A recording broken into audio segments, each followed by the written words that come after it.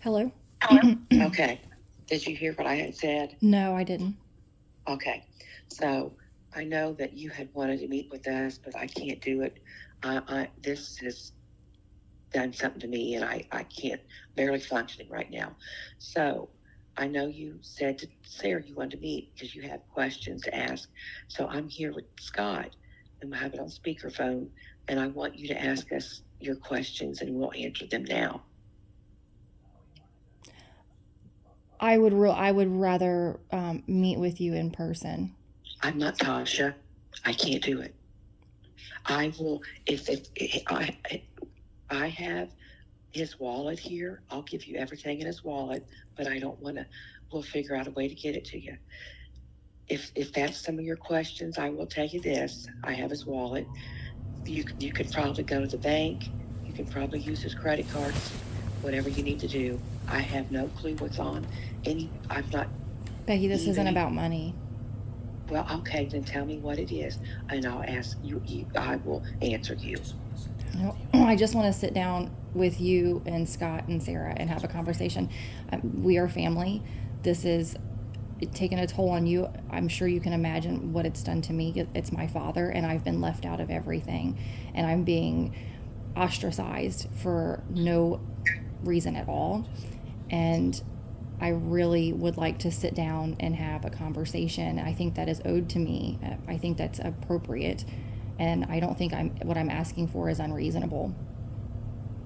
I don't think that we owe you that, Tasha, because here's what's happened. Jamie finds out he's got a few weeks to live. He makes the arrangements. He handed us some money, cash. He hadn't talked to you in almost 3 years. No, it was a year and a half, but go ahead. Well, whatever. But I'm just saying, he said, take care of Kirsten and take care of arrangements. Okay. He told me, you're the only one I trust right now. So that's all we know. And the money is going to go to the funeral home for his arrangements. And I don't know what else to tell you, Tasha. I mean, you got his trailer. I mean, what do you mean you've been left out of everything? With the passing and everything, I wasn't getting any updates, and when I was updating you every day. When I was getting updates, I was the one texting and asking. That's right. I didn't know. You know why? I was taking care of him, Tasha. Do you know how long I've been taking care of him? I've been taking care. And you know what? As a daughter, you come down. You don't do text. Come down. And don't give me this excuse about your all's two relationship. My dad was bipolar. I watched him beat my mom to death. And do you know what? I came and did all his arrangements and took care of that man. And Becky, this is my second trip to Ohio. So for you to say I didn't come up here all the way from Florida. Your second trip. Yes. Your second trip. Yes. Two trips? Yes. 2 trips. That's right. That's what I'm saying. Becky, trips. I just found out he was dying 3 weeks ago, just like the rest of you guys. You should have been down here before, Tasha, making this relationship right.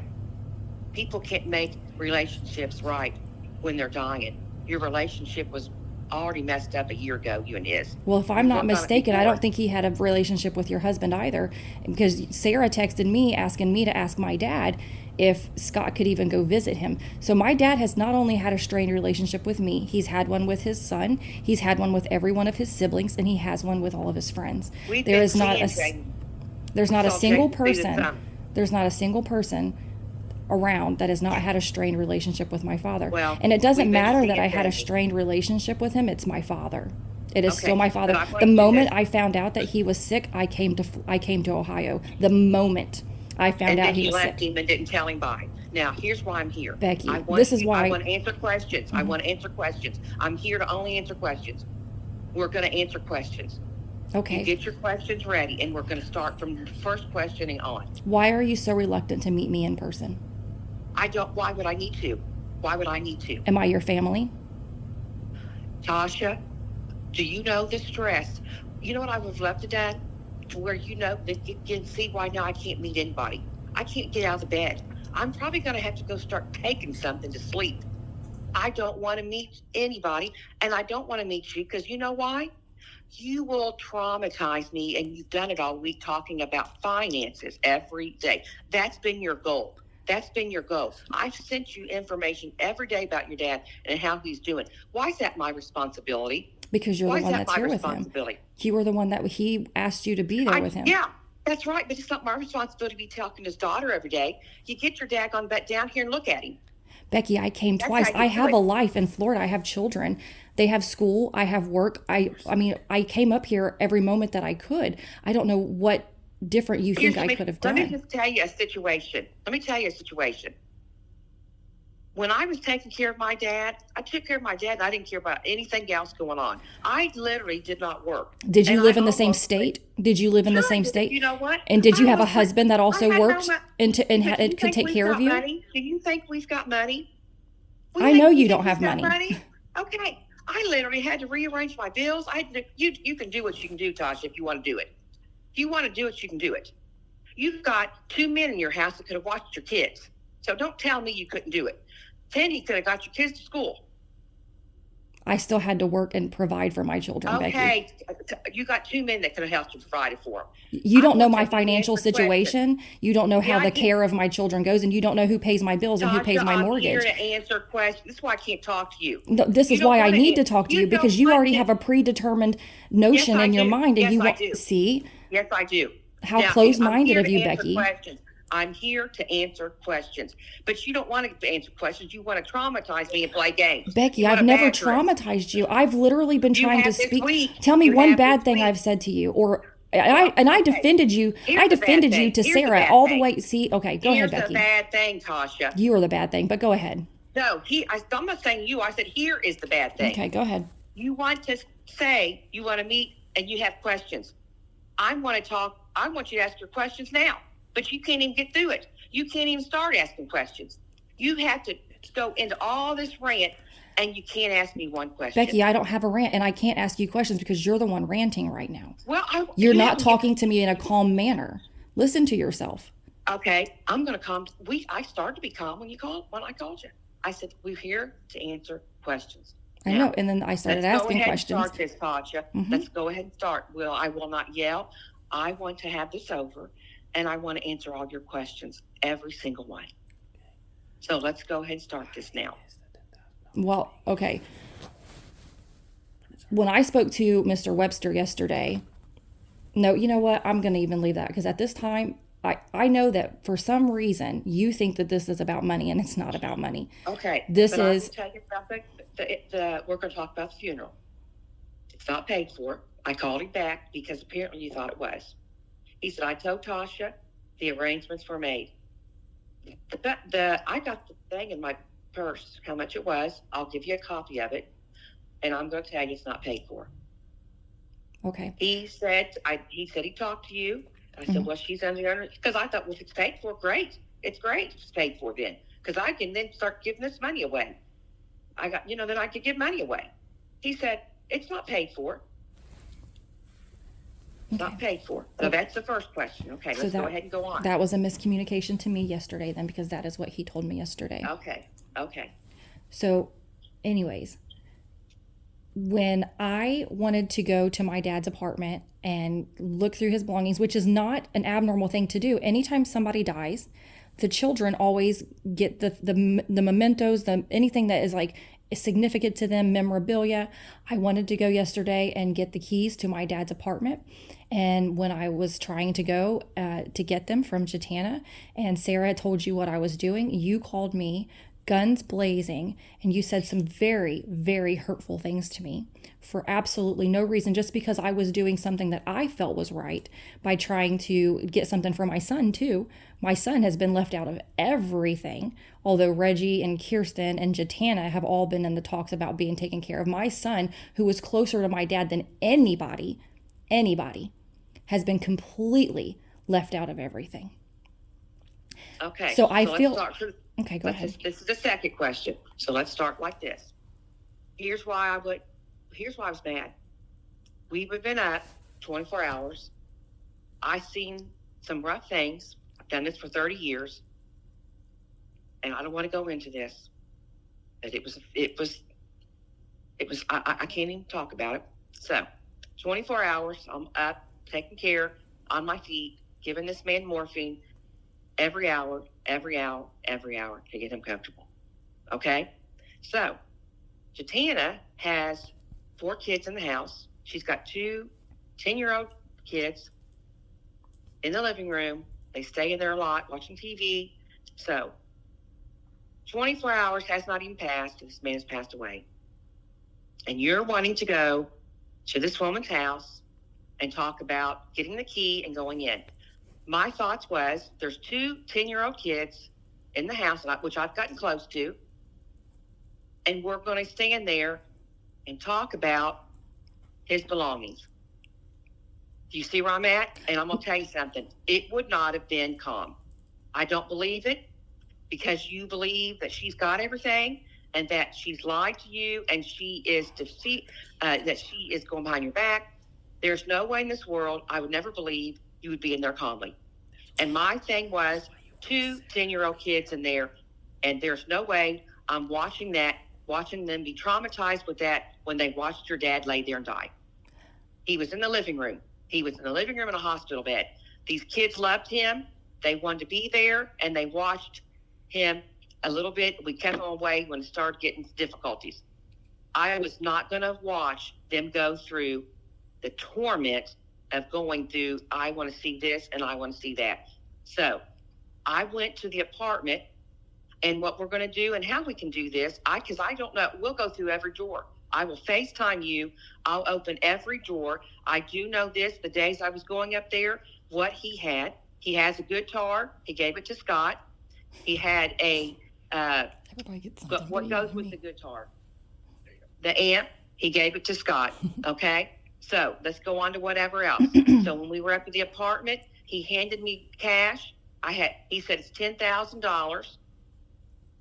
He gave me that. He said, Kirsten, and divvy it up the rest of the way. That's what I plan to do. Divvy it up. Here's my issue. I find out the funeral wasn't even paid. Okay? So I'm taking the $7,000 to the funeral home. Kirsten wants to pick out a headstone. She's getting the $3,000 to pick out a headstone. It's not going to Juatana. Okay. So now we go to the motorcycle. He told Ian, yes, and he told Reggie. I was there for Reggie. I had no idea what the conversation actually was. I heard the motorcycle. Jamie was alert enough to be talking about this, and we didn't mention it. I figured the time would come, we'd have to bring this up. So, motorcycle got brought up. Juatana said, I bought the motorcycle 6 months ago. Him and I did. It had to go on my name because of a loan situation. So she has decided now that Kirsten has no money. Kirsten's not got money. Kirsten had $500 in her savings account and $99 in her checking account because it was in Jamie and her's name. So I know that for a fact what she had. Juatana said the plan is for her. She wants to go to college. There is going to be funds that need to be for that. She has decided to sell the motorcycle and put and I can do this with her if we feel like if something's etchy on this. I don't believe it is, but I will also go with her and Kirsten, and I will watch that the money is being placed into an account for Kirsten after the motorcycle is sold. So let me see what else there is. We were in the apartment yesterday because there is a TV there that Kirsten wanted. We went ahead and got it out. We had to go there yesterday. There is a man that lives in the downstairs who's a drug addict, and he's been wandering around the apartment. He knows Jamie's not there. So we went and got the TV. I will tell you what was in the living room. We went through every drawers in there because I think you are maybe feeling there was a bunch of stuff in there, but I wanted to see myself. So in the living room, all there is a couch and a chair and a TV and a nightstand. You've been in a living room or a end table. So we went into the closet there, into the bedroom, which is empty, but just his closet.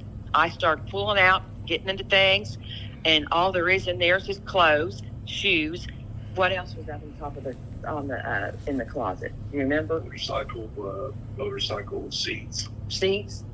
motorcycle seats.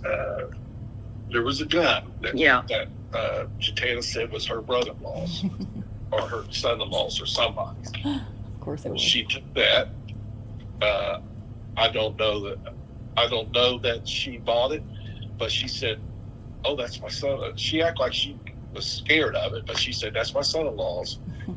And so I don't know. I never knew Jamie to have a gun. I don't know. Okay, so then Kirsten's room, there was nothing in there. It was just really junky stuff. There was nothing in there. We went through every closet, everything, because we just thought, let's just start looking. Kitchen, nothing at all. There is a knife or something there that Reggie had bought Jamie, that Reggie is wanting back. It was hanging on the wall. Okay, what else? Was there anything else? We have his wallet. We opened up his wallet. There's no cash.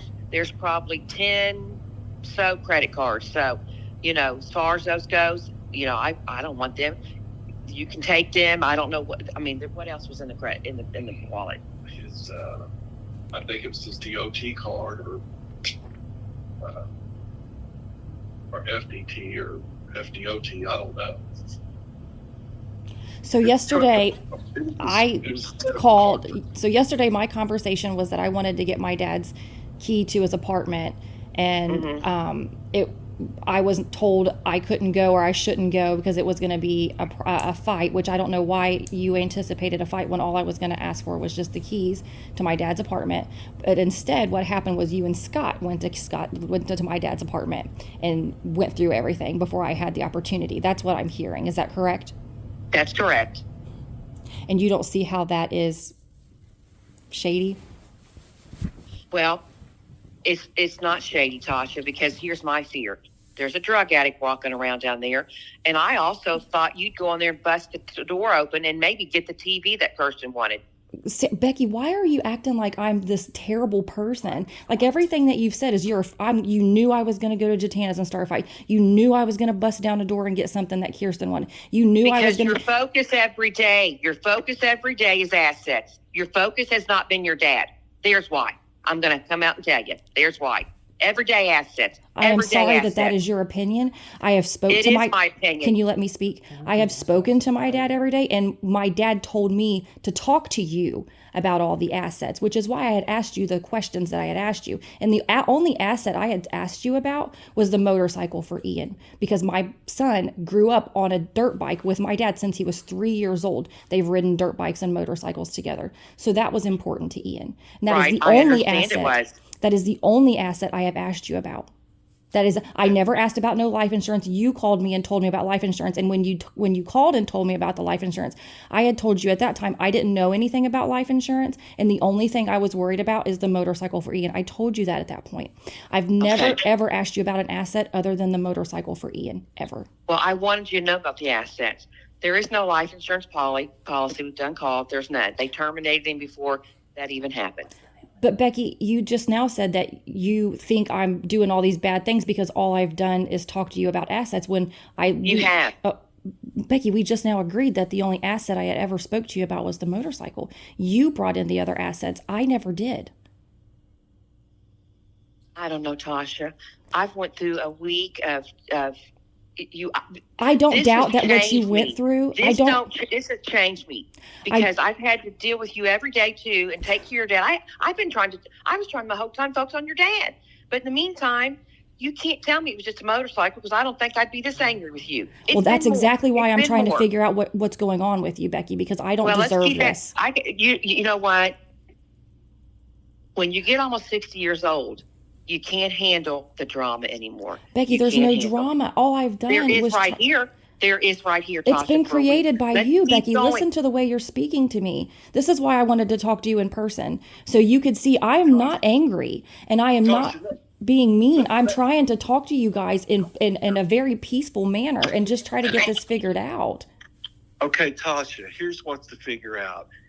If we thought that that motorcycle was Jamie's, and we tried to figure out, because I was on the couch when I don't know when he promised it to Ian. I know that he did talk to Ian on the phone. I do know that he had finally had for a lack of a better way to put it, he had finally had a bowel movement. And when he was in the bathroom, he was talking to Ian. And he come out and he said, he was just so glad that he had talked to Ian, but he didn't mention anything about a motorcycle. I'm sure that if he did, he probably did mention it in there.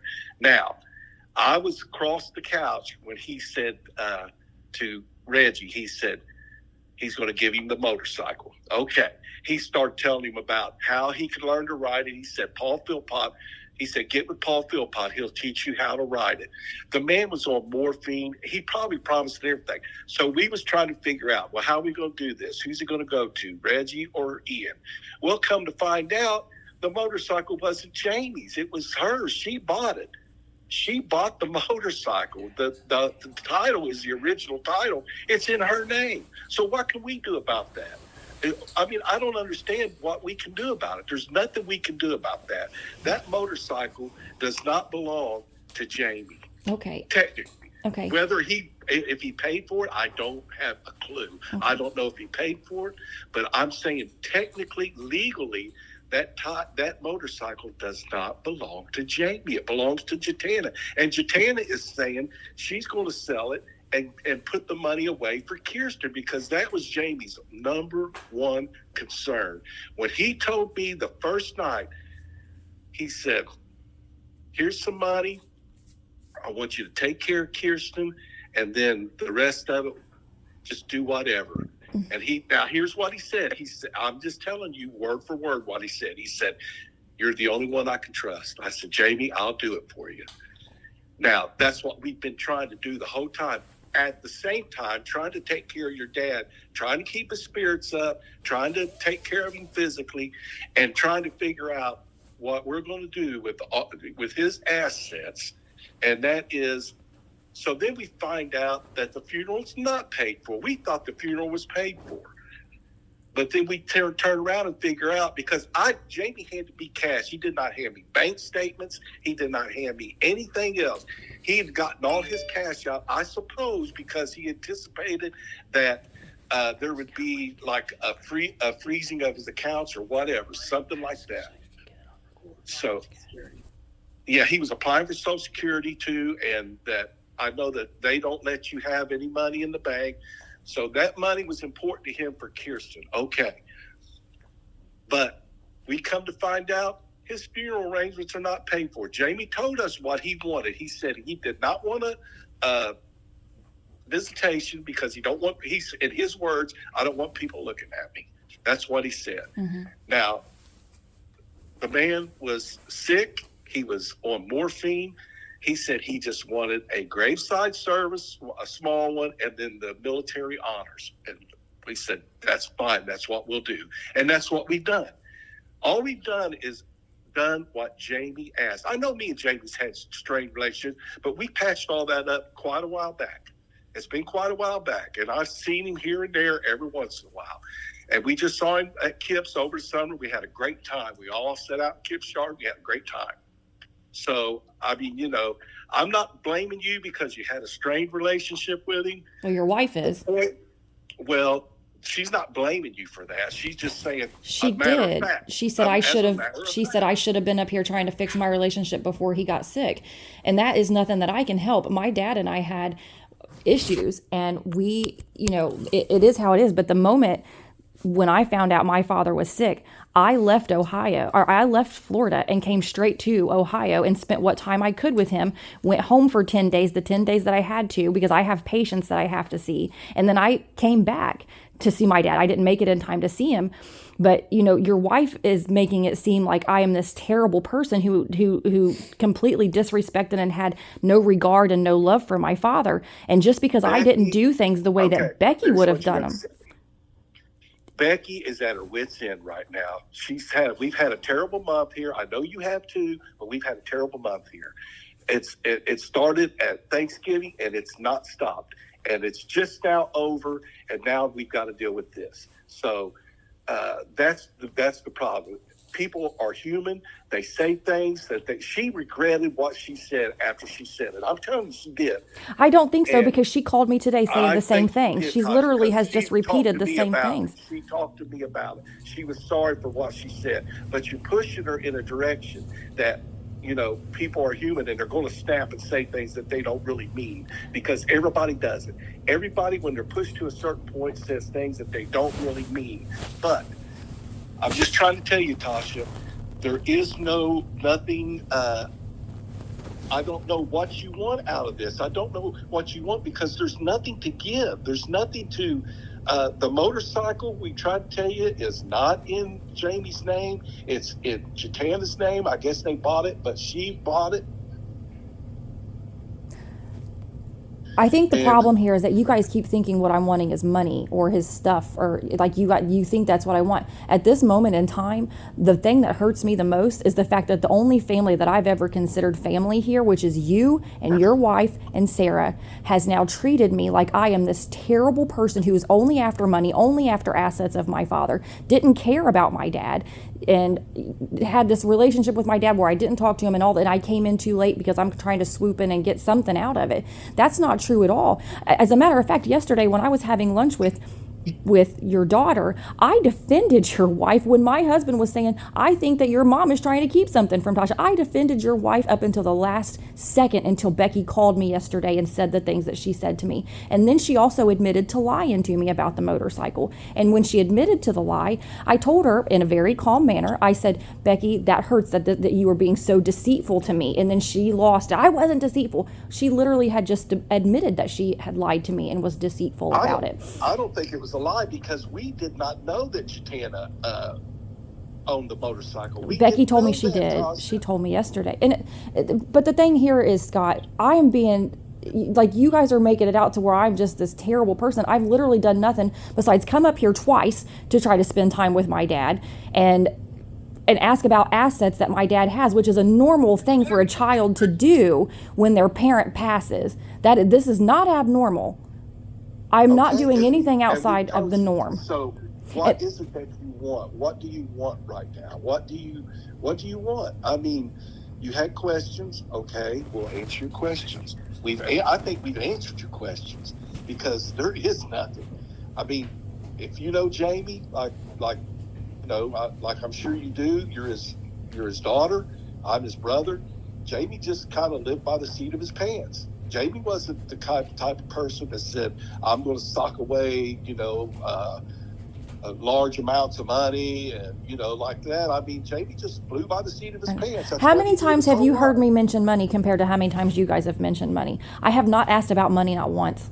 I haven't. Okay, you guys keep talking about the money. What is it that you want that we can help you with? What do you want that we can help you with? We cannot help you with whatever Jamie made with Juatana, and I know he divorced Donna. He did not divorce Donna. He's still married to Donna. Well, that's true. Yeah, they're still married. That's true. I didn't know that. I found that out. Yes. Okay. So, I mean, but he's made this life with Juatana, and that was 7 months. 7 months. They weren't together the 3 months before he got sick. They weren't even together. And as a matter of fact, I have my aunt that I spoke to was talking about how even while he was sick, he was talking about how he didn't want to be with Juatana, how she was not the person that he thought she was, and honestly, if we're being honest about it, he was talking bad about you and Becky too to my aunt. I found out. So I mean, like. That is just who he was. And everybody thinks, because my dad was upset that I didn't come in and say bye to him that morning that I left, when I left early in the morning, and he was sick and was sleeping until 11, that because he had some bad things to say about me, that I'm a bad person. No, he said bad things about everybody. And you got that. I believe you, Tasha. I believe, but you know what? I still love him, and it doesn't matter. And I love him too, which is why I've been up here twice. Trying to see my dad.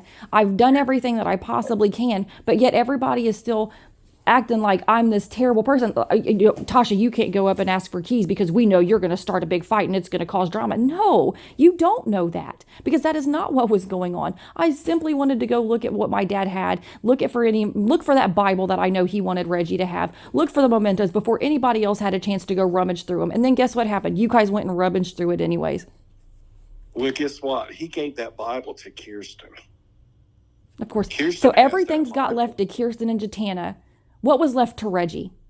Well, because Jamie, I'll tell you what was left to why it was left to Kirsten, because Reggie left Kirsten with Jamie. Sure, I understand So that. what's Jamie supposed to do? I mean, you know, I he's understand the that. one taking care of Kirsten. Mm-hmm.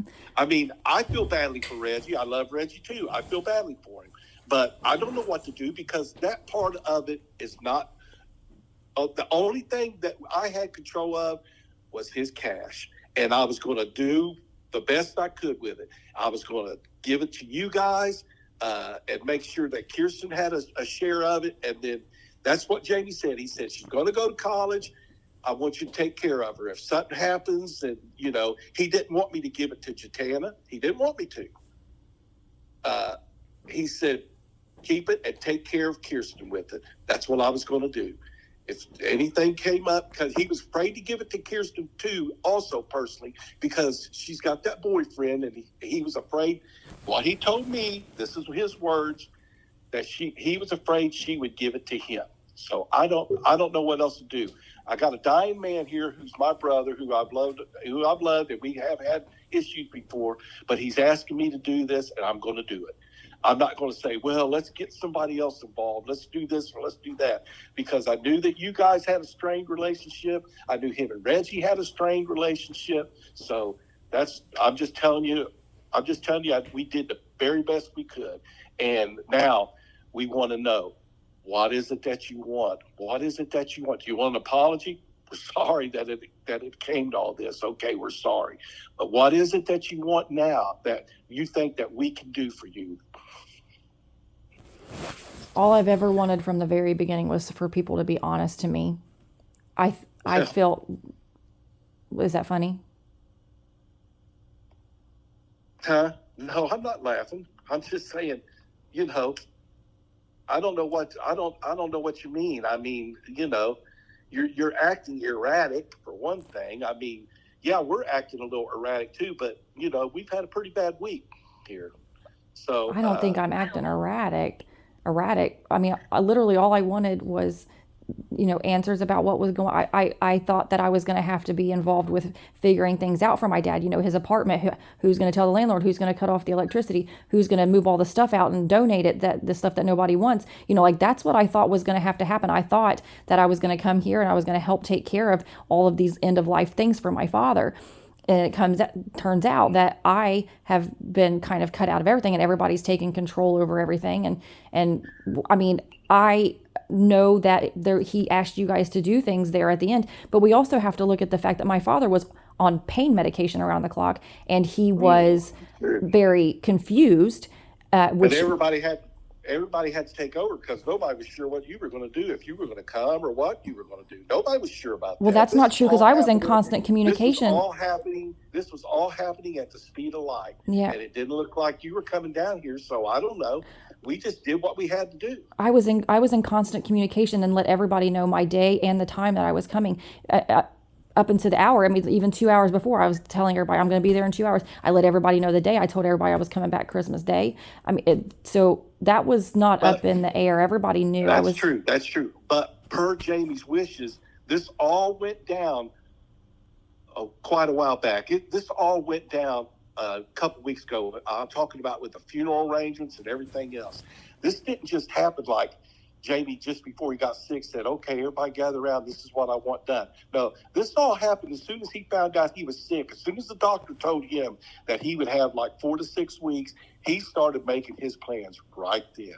Right then, Tasha. He didn't wait till the end. He didn't wait till he was all confused and everything. Matter of fact, I remember he started talking like he would stop talking. He'd say, you know, I mean, after the range, he'd say, the medication is already affecting me, so I'm not going to talk about it anymore. Well, okay, Jamie.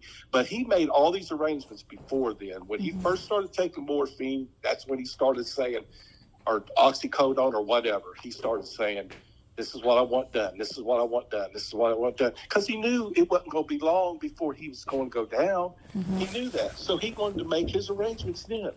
Mm-hmm. And we honored that to the best of our ability. We honored that. Mm-hmm. I don't think it's our responsibility to say, well, let's go call Tasha and get her down here and patch this relationship. That's between you two. Whatever, if he comes to me and says, here's what I want you to do, I'm not going to turn around and say, well, should we call Tasha? Should we get her down here? That's up to him. Up to him. I don't know what your relationship is with him. So I'm not getting involved in that part of it. My part is, at the time, I'm going to do, because I love my brother too, I'm going to do what I can, what he asked me to do. That's what I'm going to do. And that's what I've done. And that's what all that's been done. Nobody's went behind your back about anything. If anybody has, God love you, it was Jamie then. If anybody's went behind your back about arrangements and stuff, then it's been him. Because for whatever reason, I don't know, but he didn't include you in that. I don't know why. And I don't care why. But all I know is I was asked and I did what I could. And I'm going to be able to live with myself for that, because I did what he asked me to do. And I'm still doing what he asked me to do. And I'm going to continue to. As long as I can. I mean, we're going to get this taken care of today. And then we're done. I mean, we're going to go to the service and, see that my brother's wishes were honored. And, he's going to be a closed casket. He didn't want nobody. He didn't want a visitation. He didn't want nobody looking at him. Maybe he did that because he knew that really he didn't have the money for all of that. I don't know. Maybe that's it. So I have no idea. So I know that you say it was not your responsibility to call me and tell me he was sick and to come down here and patch up the relationship, and it's definitely not. But did he ask you guys to help him at the end of life and take care of him? Yeah, he sure did. He sure did. All right, and I asked Becky. He said, "Don't leave me." He told Becky not to leave him by himself. Okay, and did he ask Becky to not disclose any information or tell me how he was doing with his health, or include me in his health updates? He didn't say that. Okay. And I think Becky's told you every step of the way how he's doing with his health.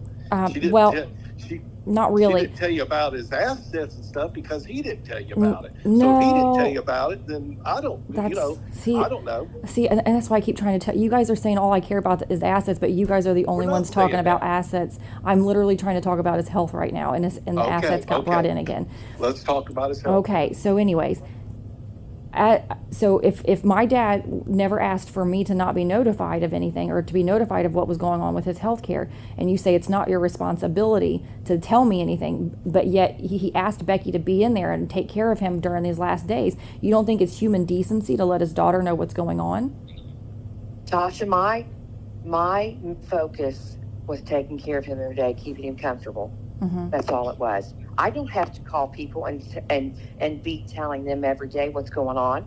You could have called me on the phone, but you got to realize this. I'm almost 60 years old. I was every day getting no sleep, taking care of him. I didn't call anybody. I was wanting to make sure he was comfortable and was going to go to heaven comfortable. I did not think about who I needed to call. That's a big, huge responsibility. When you are taking care of a dying person, you can't sit and think about who I need to be calling. I was doing the best I could texting you while I was taking care of him. I was doing the best I could to tell you. When you text me, I said, he's awake, he's up in the chair. I have text on my phone. I know I was telling you information. I called you at 5 o'clock. I said, he's passed away. I mean, yeah, but on Sunday I was told that, he's vomiting. Nobody told me how sick he was until your daughter called me and told me, I'm going to take off work tomorrow because my mom said your dad is really bad. And I was like, really? I just talked to her and I didn't have any indication that he was like that bad. And that when your daughter called and told me that she was taking off work, that was my indication that my dad was far worse than I knew he was. And I jumped in my car and I left immediately at 2:30 right then. Okay. So I want you to go back and look at your text, because there was a day I told you that he was vomiting. Like he has a bowel obstruction. Mm-hmm. Okay? A bowel obstruction. Think about that. You know what a bowel obstruction is. They don't have long after that. He was vomiting. I told you that. And I said, they believe he's got a bowel obstruction. What day? You look at your text and see what day that was. Okay, let's see. Because you got to start looking through your text, Tasha, and write it down. I've got everything written down. Okay. And I've got everything written down on what I told you the day I told you and what went on. So my text.